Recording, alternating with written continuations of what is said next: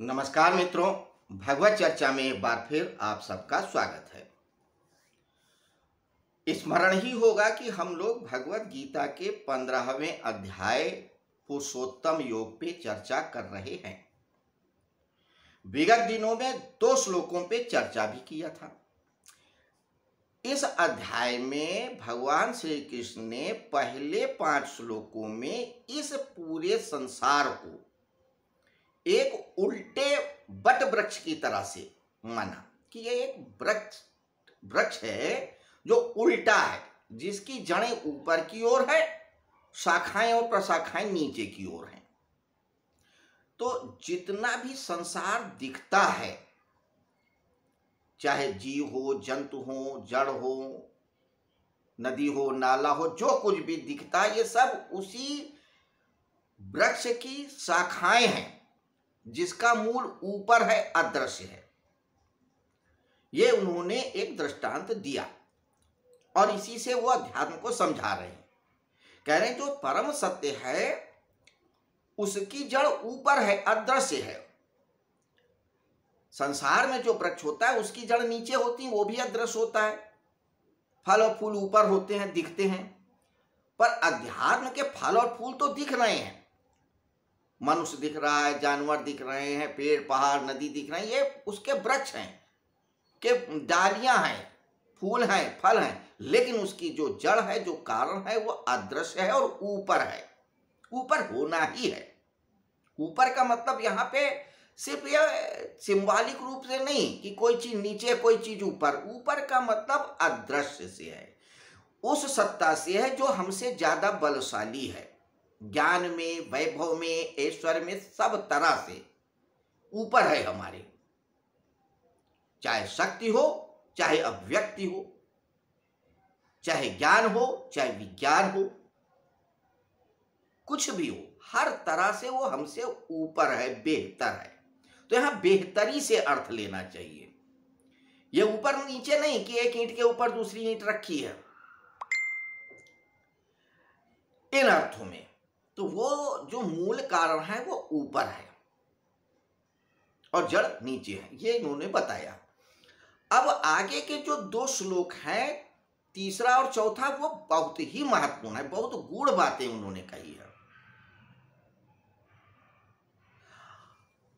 उस पे हम चर्चा करेंगे, लेकिन इस पे चर्चा करने के पहले एक बात और स्मरण कर ले कि पिछले अध्याय में भगवान श्री कृष्ण ने यह कहा था कि 2 ही प्रकार की सत्ताएं हैं, एक जड़ और चेतन। जड़ बांधता नहीं, बांध सकने की सामर्थ्य नहीं है।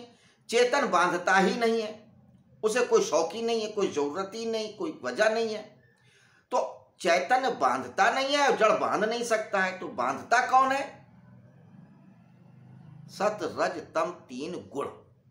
जो इन 3 गुणों के पार चला जाता है, जो इन 3 गुणों को कारण समझ लेता है, वही पार उतर जाता है। और चौथे अध्याय में कहा कि ये 3 गुणों के पार व्यक्ति भक्ति के द्वारा भी जा सकता है, ज्ञान के द्वारा भी जा सकता है, योग के द्वारा भी जा सकता है। लेकिन मुख्य रूप से भक्ति की बात कही उन्होंने लास्ट के श्लोकों में, और ज्ञान की भी बात करी। पहले ज्ञान की ही बात करी। भगवत गीता के शुरुआत में भी भगवान श्री कृष्ण ने सांख्य की बात करी, ज्ञान की। सांख्य का मतलब सम्यक ज्ञान, कि सम्यक रूप से अगर आप सत्य को सत्य, असत्य को असत्य जान लो, बात खत्म हो गई। रात सो रहे थे, सपने में हमने देखा कि हम उल्लू बन गए, चमगादड़ बन गए, राजा बन गए, कुछ बन गए, सपना टूटा, बात खत्म, भूल गए। तो जिस दिन आप सत्य को सत्य, असत्य को असत्य जान लोगे, बात खत्म हो गई। सारे संशय से आप पार उतर गए, सारे दुख दर्द से पार उतर गए। तो पहले ज्ञान की ही बात किया। जब आप ज्ञान पे नहीं समझ पा रहे हो या ज्ञान को जान ही नहीं पा रहे हो, समझ आपकी इतनी विस्तृत नहीं हो रही है, तो फिर वो कर्म की बात करते हैं, फिर वो भक्ति की बात करते हैं, फिर और सारे साधनों की बात करते हैं, वगैरह वगैरह। तो अब यहाँ पे तीसरा श्लोक क्या कहता है, ये उसको देखें। पहले श्लोक को पढ़ेंगे, फिर उस पर चर्चा करेंगे।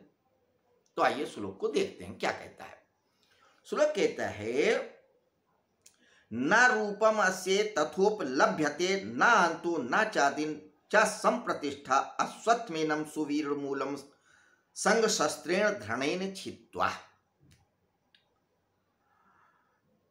अस्य मतलब यह, रूपम स्वरूप जैसा देखने में आ रहा है, तथा ए यानी कि यहां विचार करने योग, ना उपलभ्यते, तो ना रूपम अस्य, अस्य माने ये, तो जो ये रूप दिखता है संसार का, उपलब्ध होता है हमें, ये वैसा नहीं है जैसा हमें दिखता है। ना अंतो ना चादिर्न चा संप्रतिष्ठा, न इसका आदि है न अंत है, न संप्रतिष्ठा स्थिति है। समझिए, समझिए शब्द मैं क्यों बोलता हूं। आप अपनी चेतना को एक जगह केंद्रित करिए। ये कोई उपन्यास नहीं है कि आप बस पढ़े और समझ जाएंगे। अपनी ज्ञान को, जो ऊर्जा है ज्ञान प्राप्त करने की, जो समझने की ऊर्जा, उसको केंद्रित करिए, ध्यान से पढ़िए, सुनिए। कहते हैं कि ये जो संसार दिख रहा है, ये वास्तव में ऐसा है नहीं। कैसा नहीं है? ना इसका आदि है, ये कब बना ब्रह्मांड और कब नहीं बना ये कोई जान ही नहीं सकता। आप जानोगे कैसे? क्योंकि ब्रह्मांड कब बना ये तो वही जान सकेगा ना जो ब्रह्मांड बनने के पहले उपस्थित रहा हो।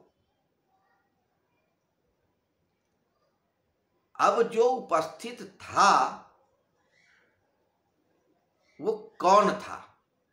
और जिसको ये मालूम है कि ये आदि है, ये इसके पहले ब्रह्मांड, ये इसके पहले ब्रह्मांड नहीं था, तो फिर उसको पूछने की जरूरत ही नहीं, वो तो जानता ही है। और जो नहीं जानता वो जान ही नहीं सकता। क्यों? क्योंकि कब बना वो कैसे जानेगा? क्या अनुमान लगा सकता है, जान सकता है, तो इसका आदि नहीं है। अगर आदि नहीं है तो अंत भी नहीं है। अरे भाई, जब शुरुआत है तो जहां से कोई चीज शुरू होगी वही उसका अंत भी हो जाएगा, कि यहां से शुरू हुई तो अब इसके बाद से ये कुछ दूसरी चीज शुरू हो रही। तो ये जो संसार है इसका कोई आदि नहीं है, और आदि नहीं है तो अंत नहीं है। और जब आदि और अंत नहीं है तो मध्य भी नहीं है, ये भी जान लो। जब कोई चीज शुरू में नहीं है और बाद में नहीं है, या शुरुआत में नहीं समझ में आ रही है, मध्य नहीं, वो अंत नहीं समझ में आ रहा, तो मध्य कैसे समझ में आएगा? तो ना ये इसका कोई शुरुआत है और ना कोई अंत है और ना कोई मध्य है। बड़ी अजीब सी बात है, पहेली सी समझ रहे हैं। इसकी स्थिति भी नहीं है। क्यों? क्योंकि कोई चीज स्थिर है ही नहीं। स्थिति का मतलब स्थिर, उसमें कोई ठहराव ही नहीं है। आज जो चीज जैसी दिखती है कल को वैसी नहीं दिखेगी। एक बच्चा है, आज छोटा सा है, बहुत छोटा सा है, 2 महीने का है, पलट भी नहीं पा रहा है। 3 महीने बाद पलटने लगेगा, थोड़ा सा चलने लगेगा, 4 महीने बाद फिर बड़ा हो जाएगा, बूढ़ा। प्रति क्षण वो बदल रहा है। तो जो बच्चा आज से 4 महीने पहले जितना छोटा था अब उतना छोटा नहीं है। 4 साल बाद और बड़ा हो जाएगा, 40 साल बाद और बड़ा हो जाएगा, 80 साल बाद कहाँ होगा पता ही नहीं। तो प्रतिक्षण बदल रहा है। एक पौधा बदल रहा है, पहले वो बीज था, फिर कोपल बना, फिर पौधा बना, फिर वृक्ष बना, फिर उसके बाद फल बना, फूल बना। प्रतिक्षण बदल रहा है कहाँ? स्थिरता कहाँ है? किसमें स्थिरता है? कि उस चीज को आप कह सकते हो कि भैया स्थिरता, पहाड़ स्थिर है, या आपको दिख रहा है ना, क्योंकि आप समय के बहुत छोटे अंतराल में हो। वैज्ञानिक लोग कहते हैं कि पर्वत भी बढ़ते हैं, पर्वत भी मरते हैं। कभी हिमालय बहुत छोटा सा था, पत्थर बढ़ते हैं। हम नहीं समझ पा रहे, हम देख ही नहीं पा रहे हैं कि वो कब बढ़ रहे हैं, कब मृत्यु होते हैं। तो हमको ऐसा लगता है स्थिर है। तारे भी मरते हैं, तारे भी पैदा होते हैं, निहारिकाएं पैदा होती हैं, निहारिकाएं मरती हैं। तो सूर्य जैसा ग्रह भी एक तारा है जो पैदा भी होता है, जवान भी होता है, बूढ़ा भी होता है, मृत्यु भी हो जाती है। तो कोई चीज स्थिर नहीं है। तो संसार की भी कोई स्थिरता नहीं है। तो कहते हैं कि इसकी ना कोई शुरुआत आप समझ पाओगे और ना अंत समझ पाओगे, तो मध्य भी नहीं समझ पाओगे, स्थिरता भी नहीं है। तो ना आदि ना अंत है, ना स्थिरता, कुछ है ही नहीं है। अब है क्या? फिर ये पहेली हो गई। पहेली नहीं है, वही सत्य है, तो वही ईश्वर है। वही वासुदेव है, वही परम सत्य है, वही ब्रह्म है। तो न रूपम अस्य ततोपलभ्यते न अंतो न चादि न चम संप्रतिष्ठा, की वो स्थिति भी नहीं है। अश्वत्थमेनम सुवीरुन्मूलम संग शस्त्रेण धृणेन छित्त्वा, अश्वत्थमेनम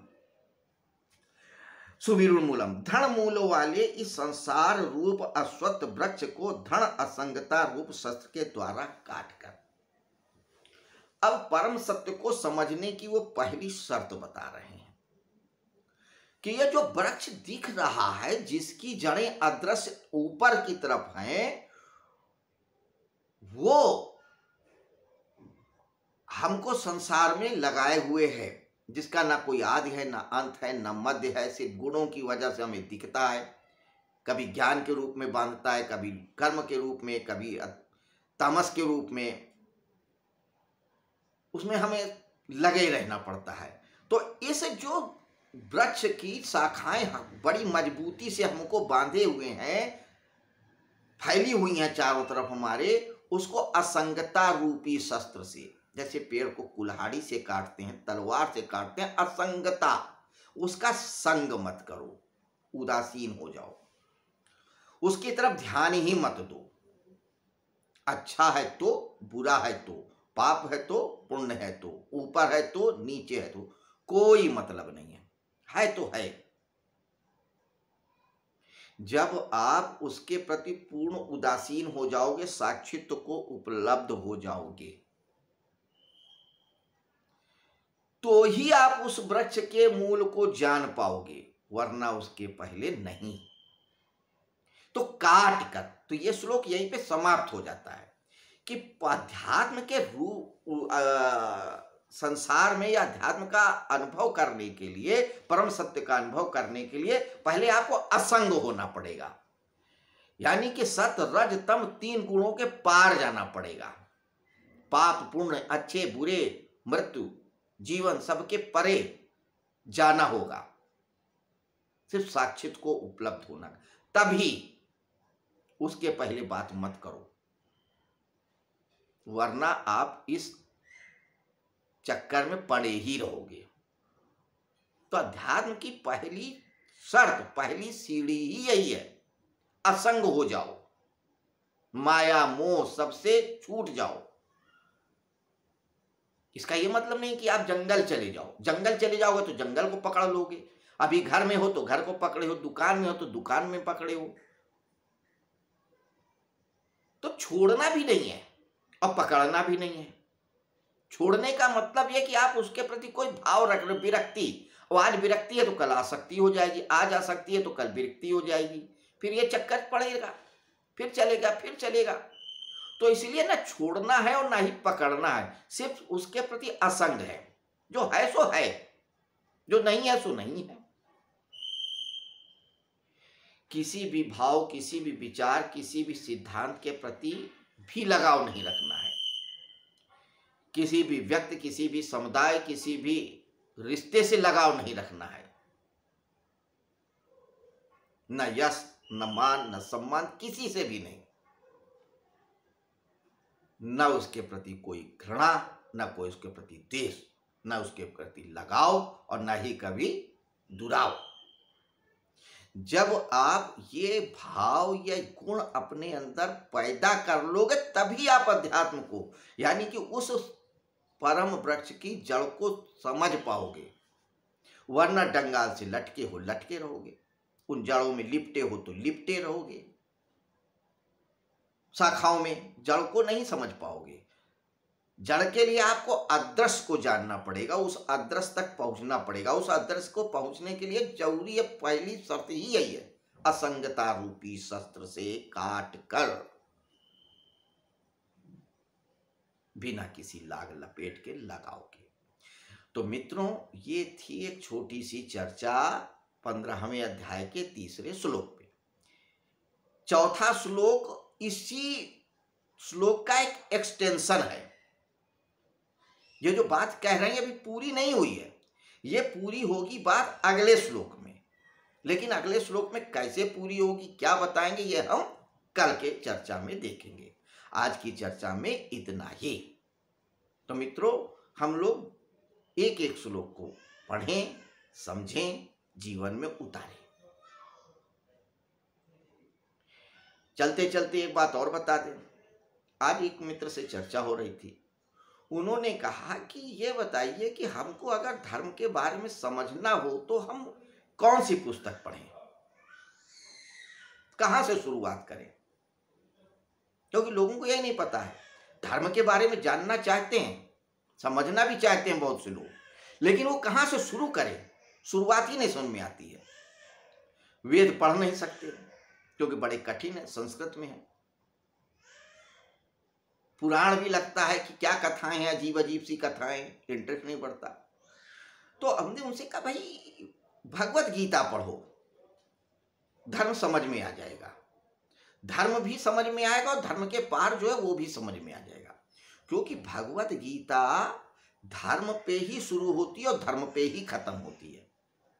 पहला जो श्लोक है धर्म क्षेत्रे कुरुक्षेत्रे, उसका पहला अक्षर ही धर है, धा और रा, धर। और आखिरी जो श्लोक है 700वां, उसका आखिरी शब्द है निर्तिर मम, मम यानी मां। तो पहले श्लोक से धर ले लो और आखिरी श्लोक से मां ले लो तो बनता है धर्म। तो यानी भगवत गीता धर्म से शुरू होती है और धर्म पे ही समाप्त हो जाती है। तो धर्म को समझना है तो भगवत गीता से अच्छी तो कोई पुस्तक है ही नहीं। इस पुस्तक में किसी मजहब की बात नहीं किया है, किसी संप्रदाय की बात नहीं किया है। उसमें कोई हिंदू नहीं है, मुस्लिम नहीं, क्रिश्चियन नहीं है, राम नहीं है, रहीम नहीं, कुछ नहीं है। हिंदू मुस्लिम इसलिए नहीं है क्योंकि अगर 5000 साल पुराने भगवत गीता मानते हो तो उस समय न मुस्लिम धर्म था, न बौद्ध धर्म था, न क्रिश्चियनिटी थी। मुस्लिम धर्म इसलिए नहीं था क्योंकि 1600 साल मात्र पुराना है। बौद्ध धर्म 2500 साल पुराना है। और क्रिश्चियनिटी 2000 साल पुराना है। तो 5000 साल पुरानी भगवत गीता है। लेकिन फिर भी उस समय किसी संप्रदाय की बात नहीं किया, किसी देवी देवता की बात नहीं कर रहे हैं, किसी संकीर्णता की बात नहीं कर रहे हैं, सिर्फ धर्म क्या है इसी की चर्चा है। तो मित्रों, धर्म को समझना है तो भगवत गीता को पढ़ना है, एक एक श्लोक को जानना है। उसी चर्चा में हम लोग लगे हैं। हमारे साथ लगे रहिए और चर्चा में बने रहिए। नमस्कार। कल फिर हम मिलते इसी समय, इसी जगह, इसी तरह से।